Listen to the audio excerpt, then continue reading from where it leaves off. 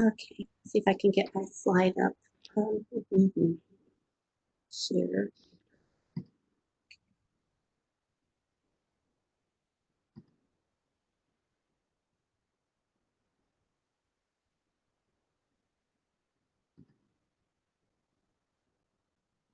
Can you see it okay, Stacey?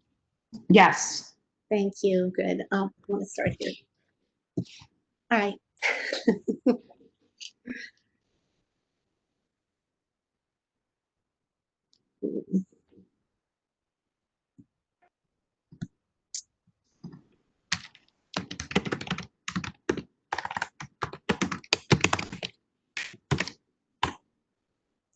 Somebody who's typing is muted.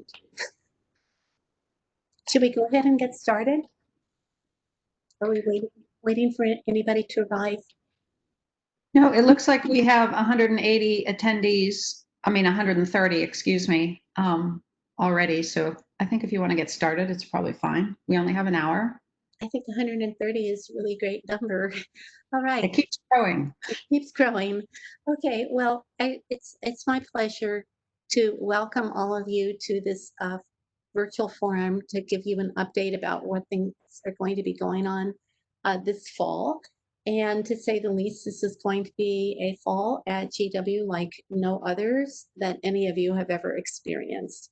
And so, in starting, then I think you've all probably read the communications from President LeBlanc about the many changes that are occurring.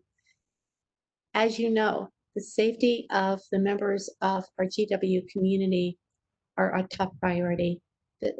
We are very aware of how the pandemic has been really continuing, if not to simmer, to boil over in states across the country.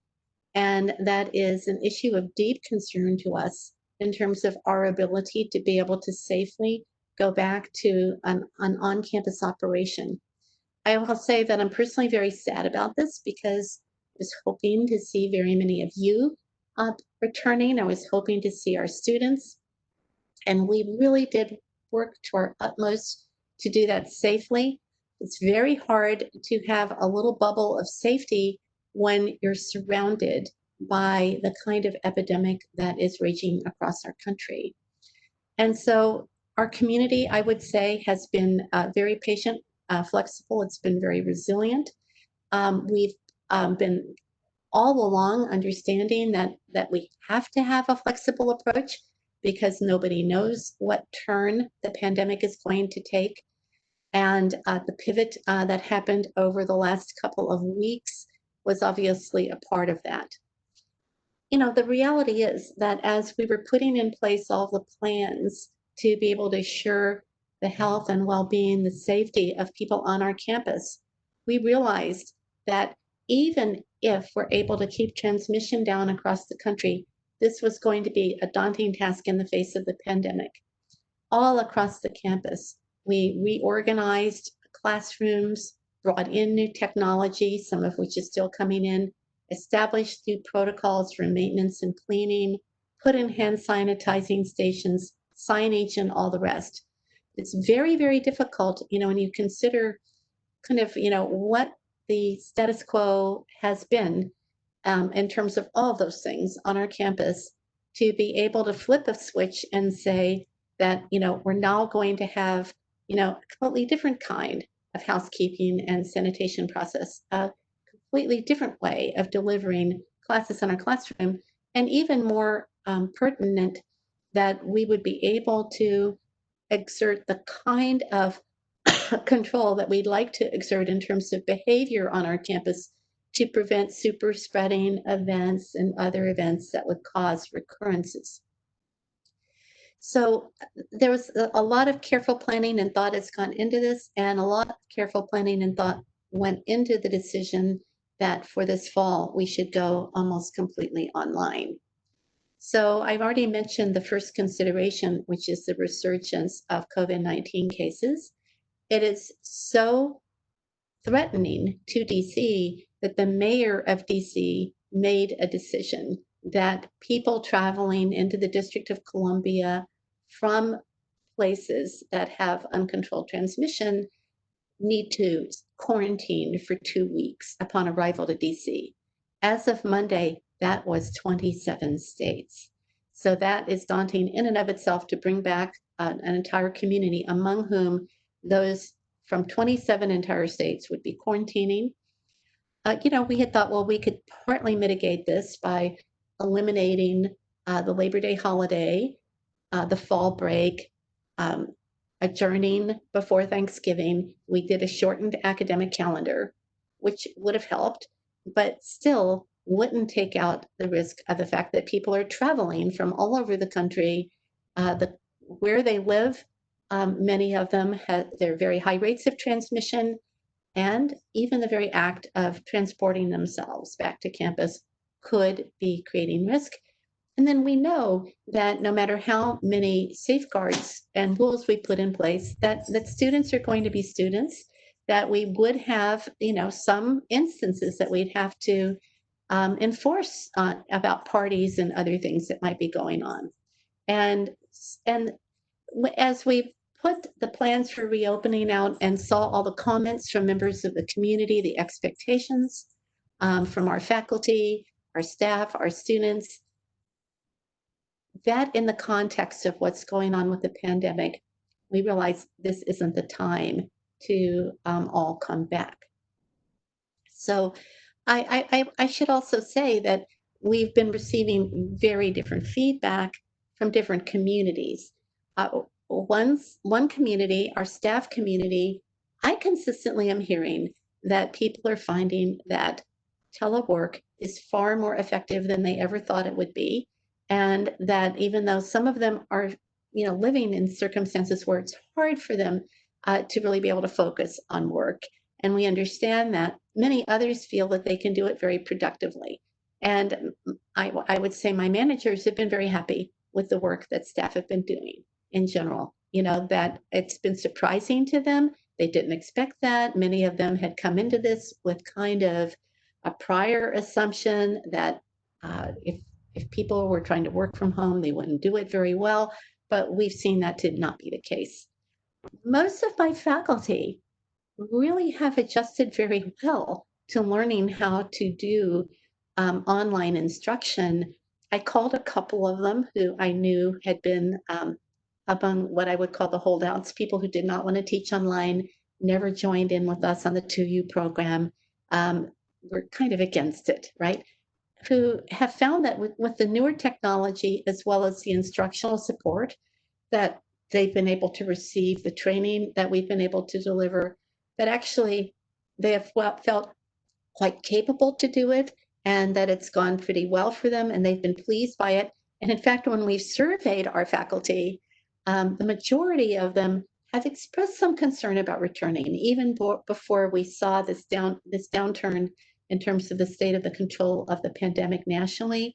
A lot of faculty were in a box where they were saying, I don't want to come back. I feel like I have a pre-existing condition. Or I just don't feel safe coming back. And others who said they were willing to come and teach face-to-face, nonetheless, were communicating reservations about that yes, they're willing to do it, however, they'd rather not at this stage. The third group of students, the messaging has been very different. I would say the younger the students, the more passionate they've been about wanting to come for face-to-face education. And I think there's more to that than just wanting to get out of mom and dad's basement. I think that these students recognize the value of the GW on-campus experience and really, really wanted to have that. And so the saddest thing, I think, is that our students are missing out on that. I think we can give them a great education, but part of an education of a young person is learning how to begin to function as an adult, learning how to go about independently in the world, and in particular, the ones who want to come to Washington, who want to be a part of this much larger world that Washington, D.C. represents, and are very sad that they're not going to have the chance to do that. I wanted to let you know a little bit about what's going on in terms of the students. Just a second. So again, the message we're putting out there is to the extent possible, an online experience, an online experience. We're focused on that. There's some limited exceptions to that, but we don't want to focus on the exceptions because everybody really wants to be an exception. The students are dying, as I said, to come back and be on campus. But, it is really to the extent possible an all online experience. Undergraduate classes, there are only a handful where even, nowadays, even many labs can be put online because of the ability to do simulations of lab experiments. It's just incredible. And so, that has been certainly an education for me as well. I hadn't realized that we had evolved to that point where we had that kind of technological capability. The um, the the graduate courses as well, almost all can be done online, and even the applied public health experiences. Dr. Minfiaccio has found ways to make that happen. The housing that's available on campus is only going to be available to a very limited number of undergraduate students, and they have to have an honest to God um, hardship that requires it. That if they're either an international student who can't come here unless they have that on-campus housing, scholarship student with that kind of requirement on their scholarship, or some other extenuating circumstance where there is no home where they can go and study online, or there's a medical issue, some compelling reason. Because again, we're trying to minimize the numbers on campus, and those who we will house on campus will have single rooms and their own bathrooms. And so if they need to be quarantined or isolated, they'll be able to do that in their own room. And that is unfortunately not unlikely given what's going on right now with the epidemic.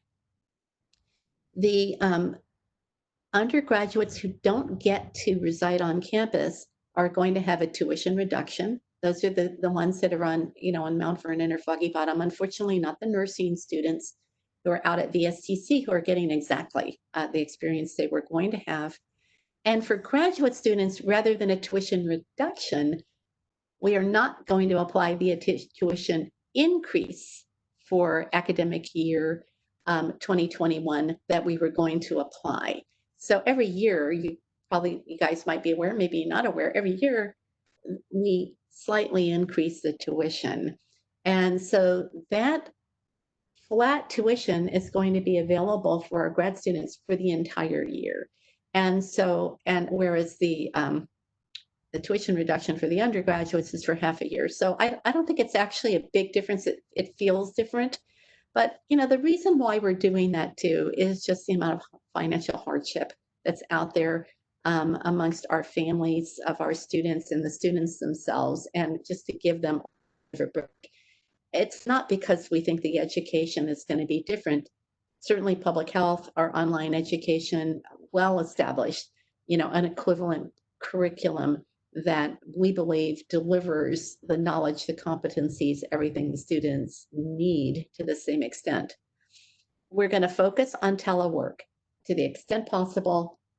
People who have been working at home, if that's going well, if there's no compelling reason to need to do your work on campus, we're going to want to make agreements that you continue to do that.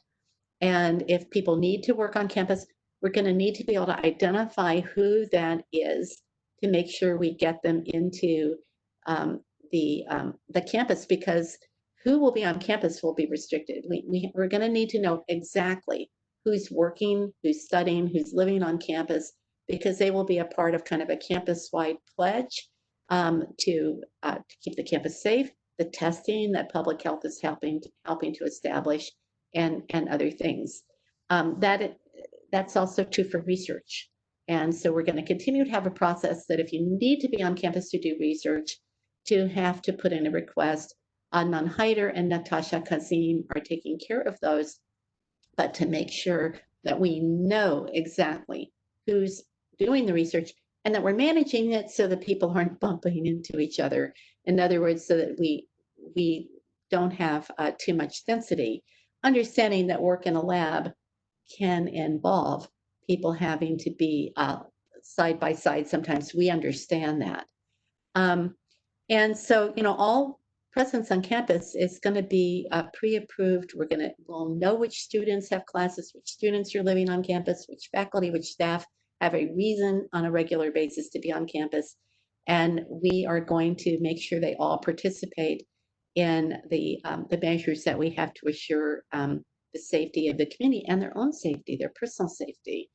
And in a way, this is going to be like a smaller version of what, hopefully we'll do on a larger scale, because we're all hopeful at some point in time, whether it's the next semester or the semester after that, that we'll be able to pull closer into a more normal way of operating. So, the GW experience, I'm so committed to. I know all of you are incredibly committed to the GW experience. I mean, certainly we say our first priority is safety and our second priority is care. I will tell you my third priority is the experience of our students at GW. I think it is so important. And so we've been working very hard to enhance our teaching and learning, to provide opportunities for engagement. We've been upgrading our instructional technology. We have been supporting our faculty to adapt their coursework, to a hybrid or an online format where it wasn't there already, and really trying more innovation in all that we do. And we're hoping that we can engage our students virtually. I know that Stacy DiLorenzo, who's on with me, has been thinking about that a lot, Heather Renault, and others. How do we keep the students engaged and create camaraderie, create connectivity, and through methods like this, except, ideally I'd see all your faces, and so, and we also recognize, that for all of us, this is an immense challenge. And I just have to, in closing on this opening, thank you all for that, because I know that you share my dedication to excellence in education, to our continuing the incredible research that we do, to the service that we provide, including the service that we provide to our campus. I mean, we really have become the expert health advisors to this university. And of course, our faculty are advising the country, they're advising labor unions, they're advising the medical professionals across the country. We play a really important role in serving during this pandemic. And I know all of you care about that and share in my passion and my commitment that we do an outstanding job with all of that. So I know there are a lot of questions, and I'm going to turn things over actually to Stacy to moderate and to make sure that I try to address them. Thank you very much, Dean Goldman, and thank you for that presentation. I'm going to start with the questions that came in prior to this event, and I'm going to focus, I believe, a little bit first on the academic questions, and a lot of it you already hit on and answered, but I just want to make sure perhaps you reiterate the academic calendar that we're going to be following has reverted back to the original, and there's questions about Labor Day, fall break, Thanksgiving. If you could just maybe reiterate that. Yes, so we're going back to the normal calendar. And what happened almost immediately, as soon as the decision was made to go almost all online, then why not go back to the normal calendar? It was going to be difficult to try to give all the exams before Thanksgiving break. Frankly, people felt that they might appreciate a couple of days in there for breaks. Some people use it for writing their papers and studying. Some people use it just to get some or an RN. I don't know if there's going to be any great vacations. I don't want my students going off, even if they're not living on campus. I don't want them going off on beach trips and getting infected. Don't get me wrong. But we did feel that we could put those extra days back into the calendar, and which for the faculty is obviously a much more normal way of providing instruction and more comfortable. So we are doing that. Thank you, Dean Goldman. There's a question about students being aware of should they register for the residential sections of online courses and not the 2U MPH at GW sections. Are students aware of that? So yes, so we have two, groups of students. Obviously, students who are online students, students who are students in our residential program. Now they're all going to be studying online, but we still want the students who are enrolled in the residential programs to enroll in those classes. And we want that for a couple of reasons. One is that we have, record-setting numbers of people enrolled on our online 2U programs this year. And I think the pandemic may have something to do with an uptick of interest in public health, that suddenly people have heard of us and they know that we exist and they've become interested in doing it, which is all really good. But it means that those programs are fairly crowded, they're fairly overwhelmed, and that it's better to spread the students out. So if the students in the residential program stay in their classes, that is going to be, I think, better for them. And I think better for the online students as well. But there's another reason too, which is that mostly you are in smaller programs that are like cohorts and we value that a lot. The professors who run those programs see the value in having you together in your classes. You get to know each other. You become more bonded together, even if through this kind of modality, an online interaction. And so we want to keep that sense of cohorting. And so that's the other reason. Very good. Thank you, Dean Goldman. I just want to emphasize that there were a lot of questions about the 10% discount and that graduate students will not be receiving the discount, but nor will they be receiving an increase. Is that correct? That's right. So they will not receive the annual tuition increase. And whereas and undergraduates, the discount is for the ones who are living off campus. It's really two different issues, but I realize that it's hard to compare them with the net. I have a feeling it nets out about the same, but. Thank you. So regarding curriculum and grading, there's a question about issuing letter grades in the fall. Will we be doing that as opposed to credit, no credit? We are not shifting to a pass, no pass option like we did in spring. In spring, we did that because, we kind of had to transition everybody in the middle of the semester. People had to pick up and move in many cases. There was a lot of disruption involved. But we've been planning this. We've been planning, an all hybrid format. And so we don't think that we're going to experience that kind of disruption that would cause us to want to go pass, no pass. And we know that many of our students actually need the grades. If they are involved in a profession where they need to show their grade point average, if they are planning to apply to other professional schools. And so we're going to continue with grading. With courses going online, there's a question about requiring and or supporting internships, field experiences, practicums that may not be able to be replicated remotely. So we have developed, and we did this very quickly in spring, an alternative set of approaches to the applied public health experience, where students can obtain that experience without necessarily being required to do face-to-face interactions. And we are going to continue that. I think that there's a lot of information about that on our website. And I can maybe even find it and click it into the chat box to try to make that available to everybody. Very good. Thank you, Dean Goldman. Switching to hiring, there's a question about the ability to hire part-time faculty and instructional assistants that, of course, are so critical to the educational mission, even if we're online. Well, we have been able to maintain our instructional assistants and part-time faculty. And in fact, we've been told that we will have that capability in fall um, if the enrollments are, drive us in that direction. It will be very much dependent on enrollment.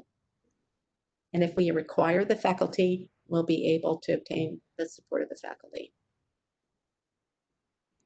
Very good. I am going to, well, one more question about hiring, and I'm not sure we know this, but there's a question about, is HR going to develop some standard guidance documents for this new world we're living in terms of everybody being online? How do you onboard new employees? How do you onboard PIs, particularly with this online environment that we're in?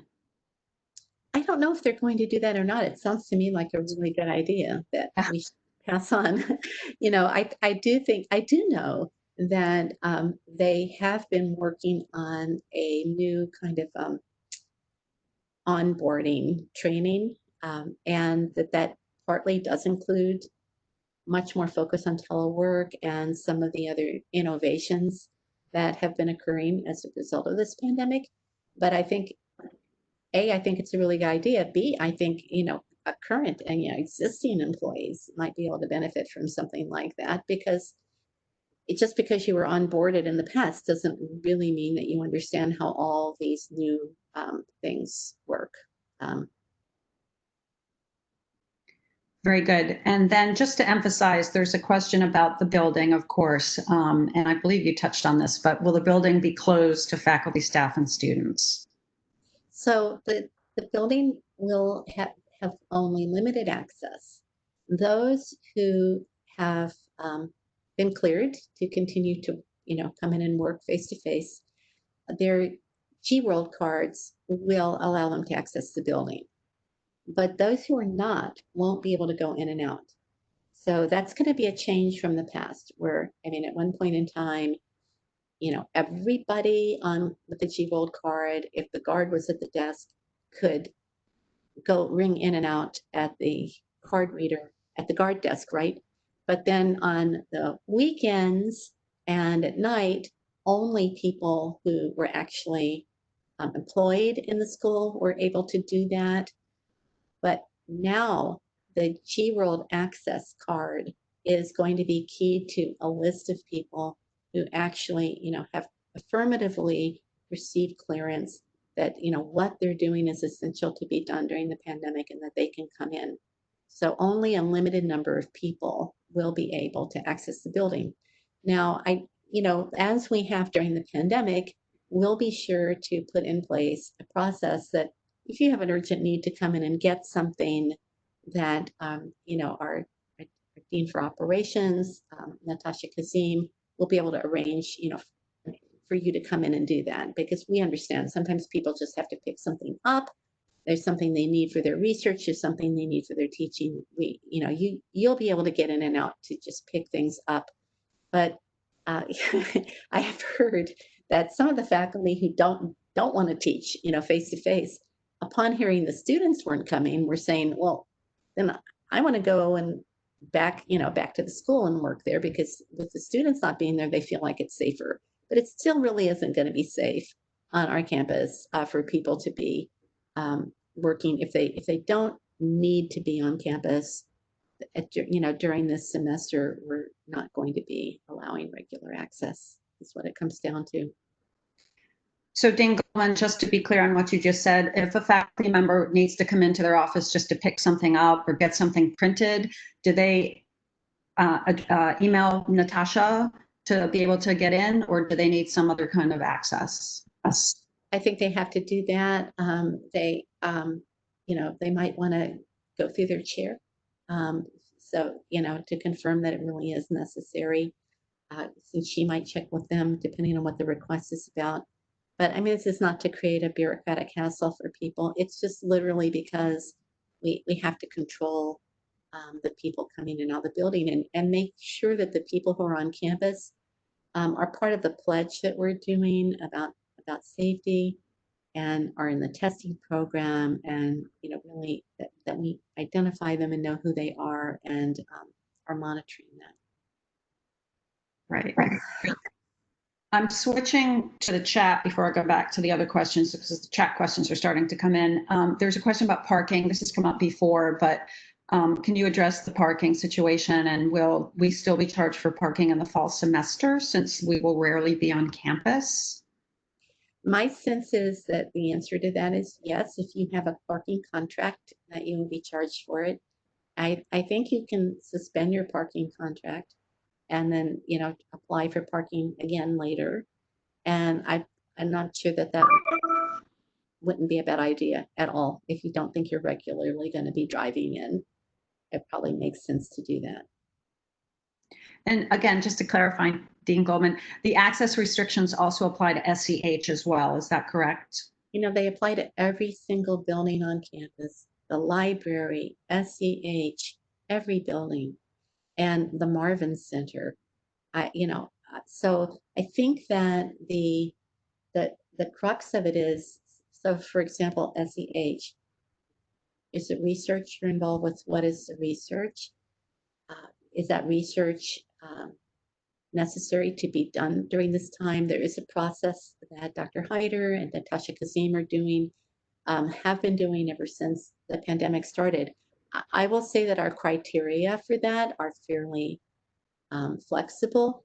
We recognize as essential research that has to be done, because if you don't do it, you can't submit or renew your grant. We recognize that, some of you are toward the end of grant cycles where you need to finish it because, you won't have the funding to do that. But we also want to make sure, say if you're coming in and you want to use a certain part of the 7th floor, that, and there are others who use that area as well, that you're not all impacting on that at the same time and potentially having crowding there, that we can schedule around that and make sure you have the access that you need, and not at the same time when others need that access.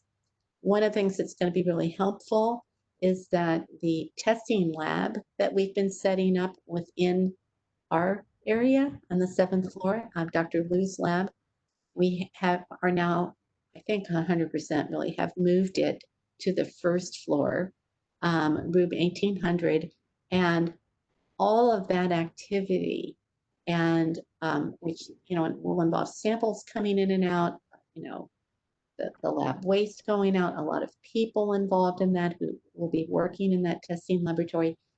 That will be in an area that doesn't connect with the rest of SEH, so that we don't have that being something that interferes with your others' ability to do their research and function, in SEH.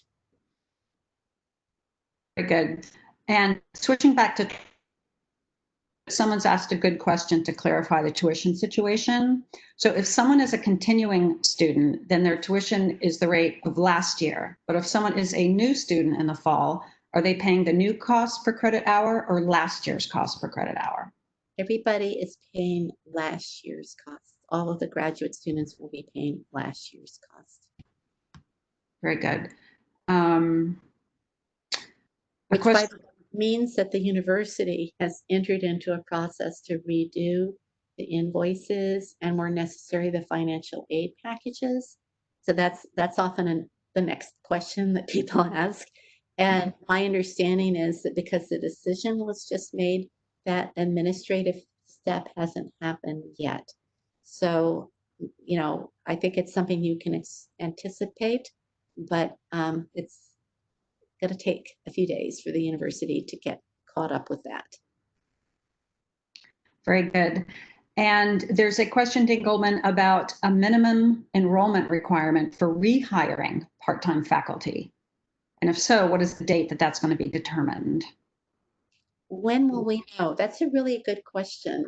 That's been a moving target that has been driving us crazy. We probably, well, we're reaching out to all the students right now. Some of them, the undergraduates, even individually, the graduate students as a group. We're hoping to know more in, I would say, I would say it's going to be at least a week or two before the dust is settled, and we can be certain about really how many students are going to be returning. I feel pretty confident about our online enrollment because it was going to be online anyway, and that's what people deposited for. And that also went really well over the summer. We didn't have much melt at all. But the residential students, the graduate students, I don't know to what extent, this is going to be uh, a deterrent to some of them to come back, or because I had heard from many of the graduate students, why don't you just go online? A lot of them were actually encouraging it. It was more the undergraduate students who were much more determined to study face to face.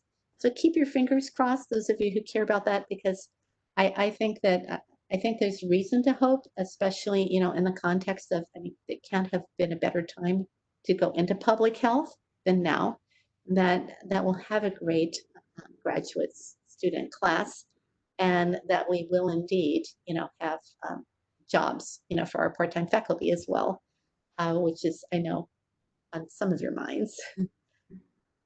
Very good.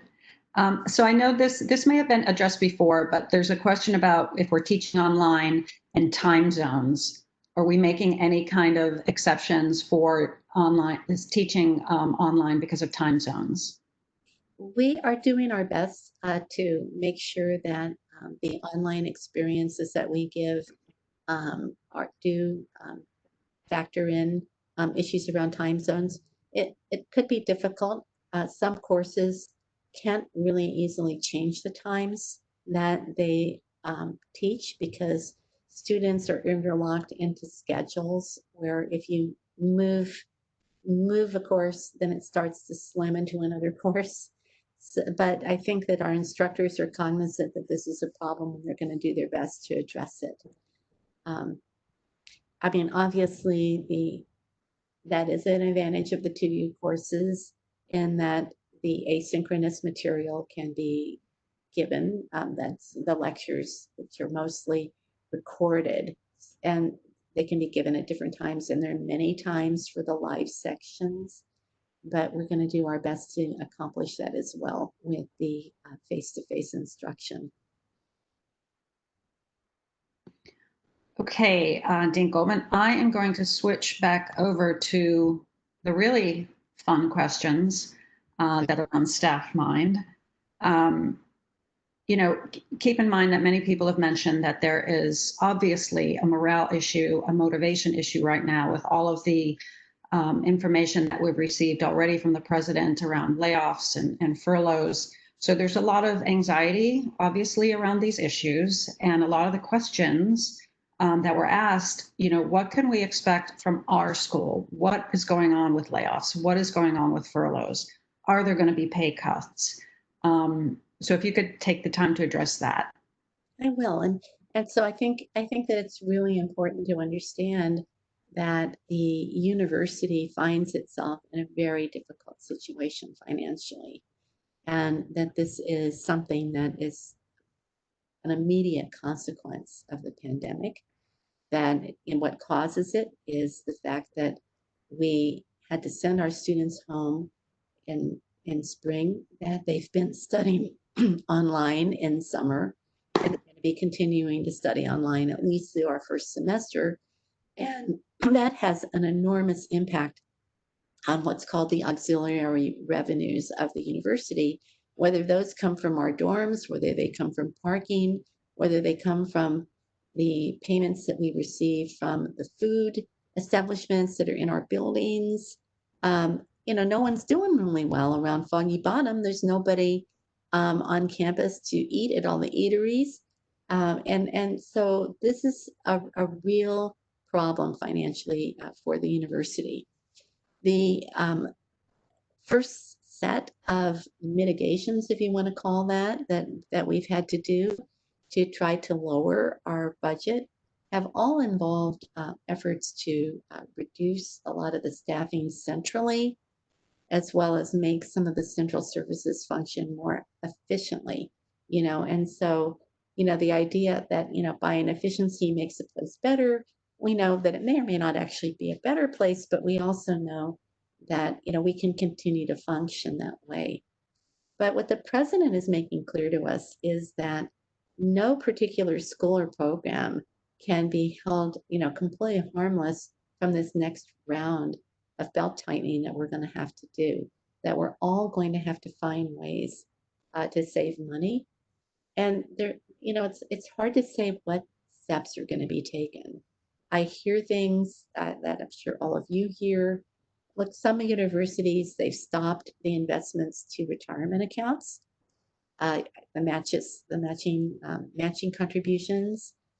That to me makes sense as a, even though in the long run, for me, it's a big reduction in my pay.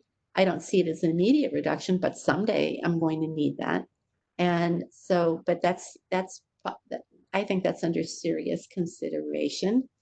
Other things that can be considered are things, the deans of the schools, the vice presidents, president of the university, all voluntarily took a pay reduction. Does it make sense to ask some other members of our community to do the same thing, or for the university's leadership to decide that some of them, especially more highly paid people, which certainly we deans and the vice presidents and the president are more highly paid, but there are other people who are more highly paid. And should they be asked or be told, that they also will take a reduction? Um, Another way that these things in some schools have been managed across the country, we see schools that are asking their staff and their faculty to furlough for a few days out of the year. I don't know if at GW if that could be done, with our tenured and tenure track faculty, but it could probably be done, with others on faculty and the staff. And so these are the kinds of things that one has to consider when you realize that 70% of our budget is salaries. So there are not very many non-salary expenses, and a lot of those have already been reduced. I mean, in the last round, frankly, I was kind of, well, I could cut the travel. Uh, that's not even a joke, but none of us really can travel right now. And so there are expenses like that you could that we've already pared away. We've already done that, and yet we're going into another phase where it's even going to be harder to keep it afloat. And so I think all options are on the table. I'd also say any good ideas that people have would be welcome. Seriously speaking, some of you may have things about that the dean doesn't know about for sure. So along those same lines, Dean Goldman, I mean, these are obviously, it goes without saying, really scary times for people to be going through. I mean, everybody has bills to pay. They have children in daycare. And I think one of the biggest areas of anxiety, and I know this is true for me, is not having a sense of when all this is going to happen and how can I plan for my own, in my own personal life, some of these issues. So is there a sense that this may all be completed by the fall? Is it going to extend through the fall semester? I know we really don't know anything about the spring semester yet, but is there a sense of timing that we can at least share? My sense is that the board is signaling quite a bit of urgency about taking action quickly. And that I personally have already seen some things that have been underway in terms of creation of some of these new shared services. That's going to impact some of our staff for sure. I think that these further actions are going to have to happen very quickly as well. I know that the leadership of the university has been spending, almost 24/7 in conversations about these issues, and they've come to the deans, they've asked us for our ideas. I know that they've gone to the faculty senate, they've asked them for their ideas. Honestly, any of you have great ideas, I'm sure they'll be open to hearing them. And I would encourage you, if you think you have ideas, don't be shy, put them out there, because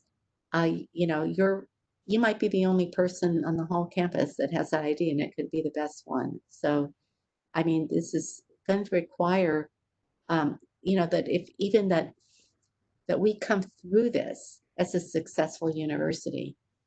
Even getting through this, and those of us who stay with GW through it, keep our jobs, continue to do the work that we do at GW. But then what kind of university will GW be at the end of it? And that's really important. And, and how are we going to be able to reestablish ourselves, among the pack that we're a part of, everybody of whom is going through this. Everyone's going through this one way or another. Thank you for that, Dean Goldman. There's a question about working remotely. Will staff be working 100% remotely? And is that something that's being currently evaluated? Yes, I mean, it is currently being evaluated. The assumption has been that nearly everybody who's been working remotely since March will continue to, but we have to examine that assumption. We have to make sure that that's remains true. I personally have been working remotely. I've only been in the building like all of July. It was in only 2 days. So I and I'm essential. I'm the dean, but what is it? What do I really need to do there? Not a lot. I needed to be there a couple of days because of this lab we're setting up on the first floor. I need to meet with some people and talk to them about it. But if it weren't for the need to physically be there, I would not have even gone in for that.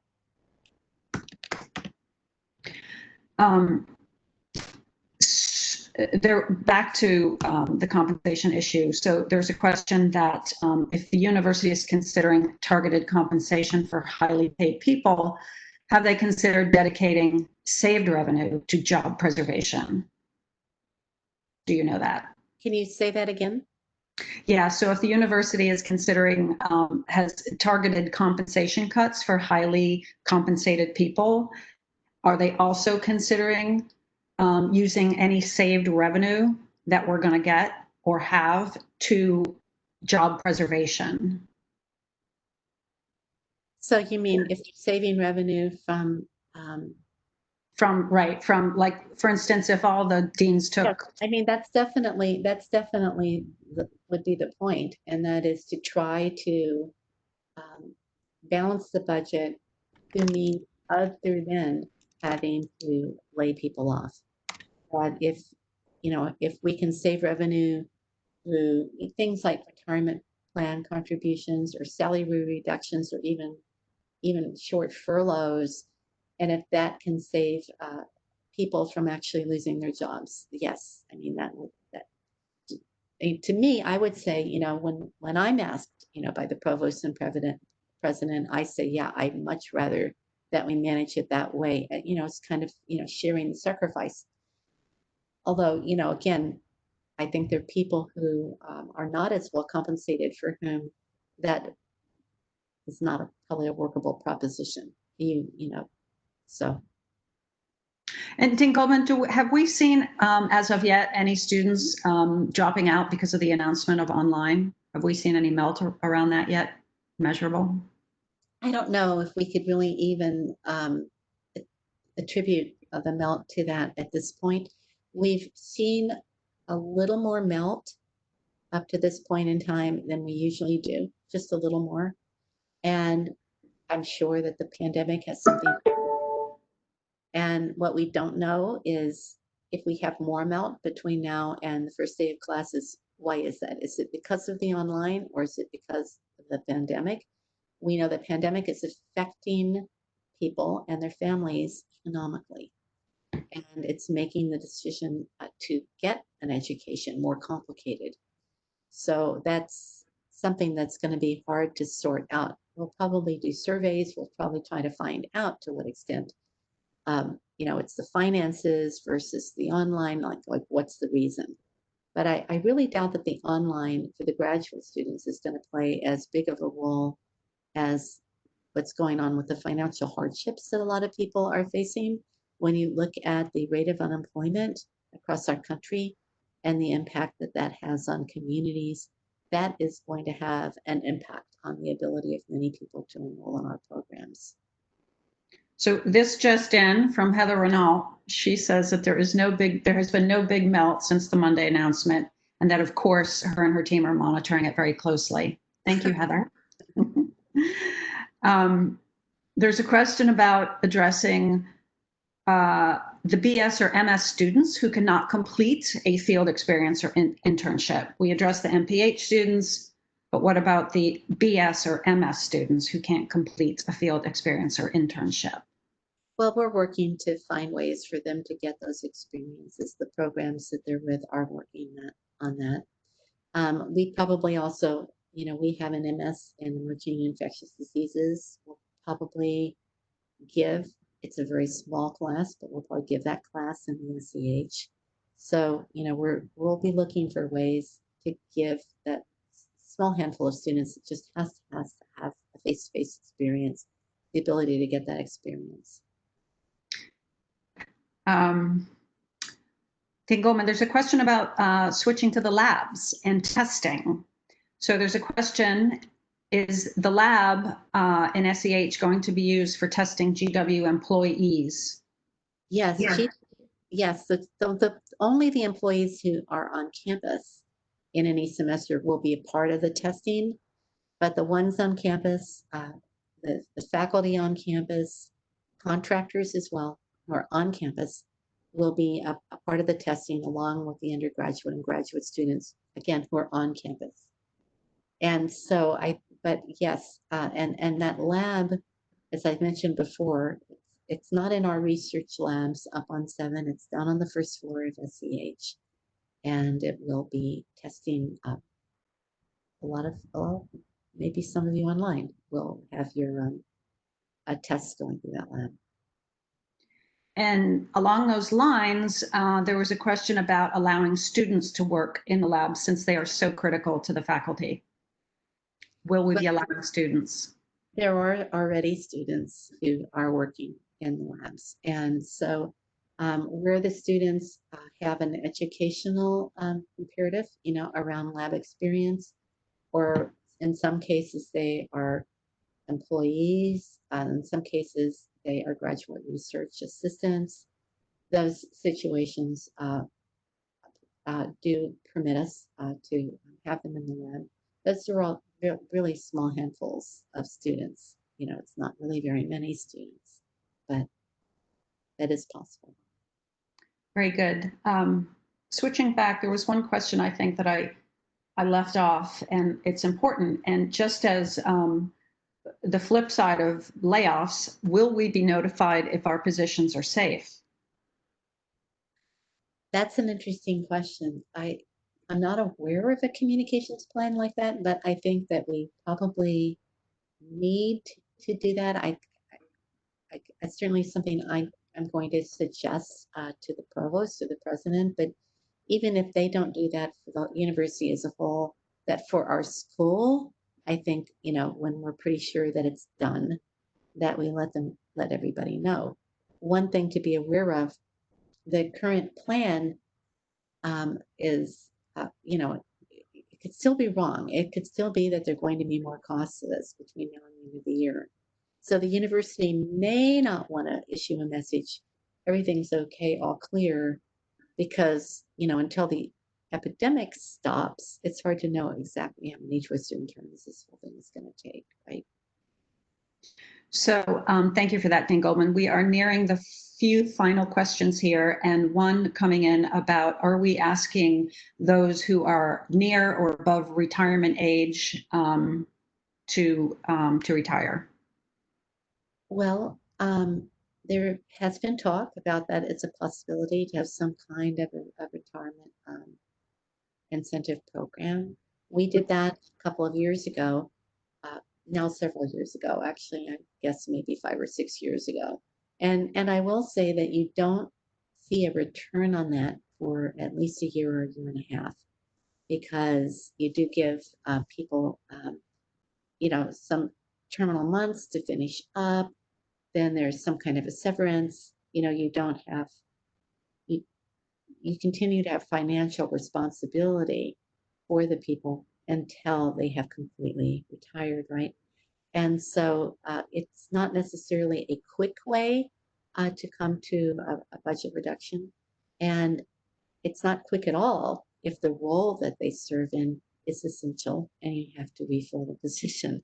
I mean, sometimes you save a little bit of money because you have a senior person you're filling with a more junior person. We get that. But it does not bring in the dramatic savings immediately that we really need right now. But that's not to say it won't be done. I know it's under consideration. Very good. I know we're nearing the end of our hour. There's a couple more questions about one in SEH. Is the air handling system for the COVID-19 testing different from the system on the lab on our 7th floor? I think that's the question. We have the systems in SEH are not interconnected lab to lab, but there will be no live virus in the lab that is running the tests. The testing will be done in another location, probably the Smith Center. And by the time the tests arrive in our lab, the viruses will be inactivated. The swabs will go into a tube that has a solution that inactivates viruses. And then they go into a baggie, and then that baggie will go into another baggie, and it will go to the labs, and it will be unpacked under, even though it's nothing but dead virus, it will be unpacked in a biosafety cabinet before being, the liquid in there with the inactivating fluid and the virus remnants will go then into the RNA to DNA conversion and amplification process, basically. So we don't expect to have any live viruses in that lab. This is not like the kind of work that we do in our BSL-3, where we're actually working with living viruses, which is scary enough, but we do that. We do that in a BSL-3 that has a completely separate handling capacity.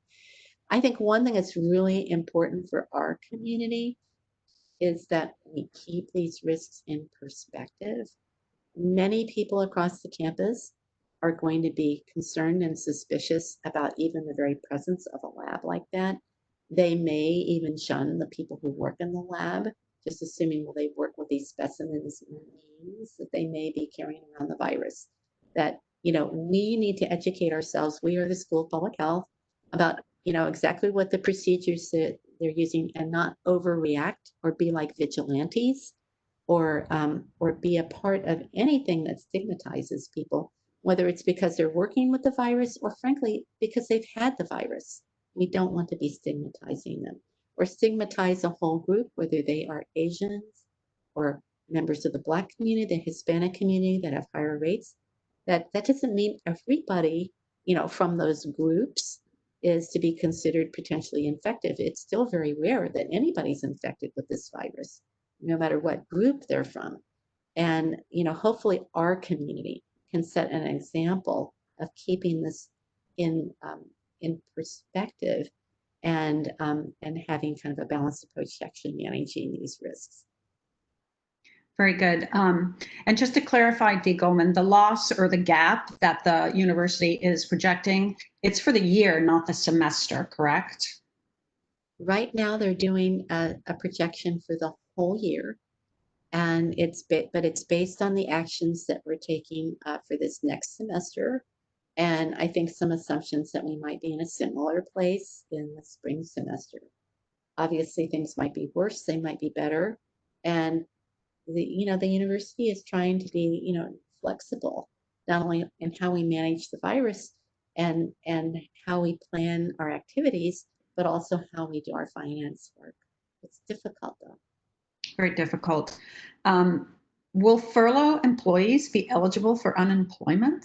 I don't know if you know that answer to that, but we can certainly find out. Well, I believe no, and the university hasn't even decided to do a furlough, but if it does, then it'll have to be prepared with answering questions like that. I think,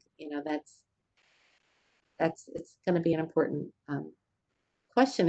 And then I think that the Congress has been changing the rules, for who gets unemployment and they had a program that was a part of the first stimulus package that right now is kind of coming to a close.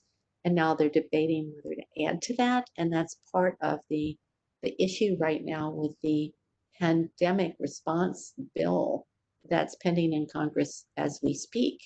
So I don't know if anybody actually has the answer to that question, because what is the unemployment compensation program going to look like in a month or in 2 months partly depends on what Congress is going to do. Yes, again, I'm hearing from some of my consultants here who say that typically they do get unemployment when they're furloughed, and at other schools that furloughed people, they were eligible for unemployment. So that's sort of unofficial evidence there.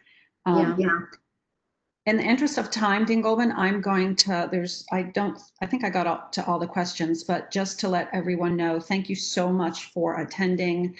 And we are recording this session, so any questions or suggestions that we didn't get to, of course, we can get back to you on those. And thank you again so much for participating. I'm going to turn it back over to Dean Goldman for some final thoughts.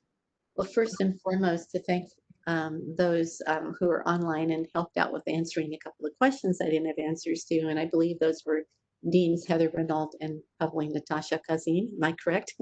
But also that thank you, Stacy, for moderating this. These are really important questions. They're really difficult questions. And we're going to need to do this probably fairly often. I thank all of you for who have joined us. This will be very helpful to us as we prepare, the frequently asked questions that we may need to put online, but also, in thinking through the path that we're charting, which is highly uncertain. But back to the reason why all this is happening. We in public health need to be those who first and foremost are concerned that this country needs to unite itself against this virus. And I just want to close with that as a message that we need to do the best we can to weather this, to provide a great education, opportunities for our employees, for sure. Reward our professors, reward all the people who do what they can to, for the public's health, whether it's through teaching, whether it's through research. And at the same time, we need to do what we can to get our country to unify around defeating the virus. If we don't all work together and do it at the same time, we're going to have what we have now, which is we push it down in one place and it comes up in another place, and none of us are safe until the whole country can come together to fight this pandemic. But I thank you all for joining me, and I look forward to seeing you. And yes, good for you, Stacy. Yes, up with masks. Up with masks. Up with masks. Take care, everybody, and I hope to see you. I really want to see you sometime soon. Thank you, everyone. Bye.